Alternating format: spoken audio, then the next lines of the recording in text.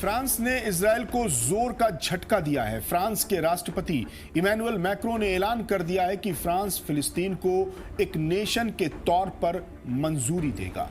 Emmanuel Macron का ये फैसला इजरायल को लेकर उनके रुख में एक बड़े बदलाव के तौर पर देखा जा रहा है। मैक्रों ने इसके साथ ही गाजा में जंग को रोकने और लोगों को बचाने की बात को जरूरी बताया है। फ्रांस के इस रुख के बाद इजरायल के पीएम बेंजामिन नेतन्याहू ने मैक्रों के ऐलान की मजम्मत की है। नेतन्याहू ने कहा है कि हम 7 अक्टूबर के नरसंहार के बाद तल अवीव के पास एक फिलिस्तीनी नेशन को मंजूरी देने के राष्ट्रपति मैक्रों के फैसले की कड़ी निंदा करते हैं।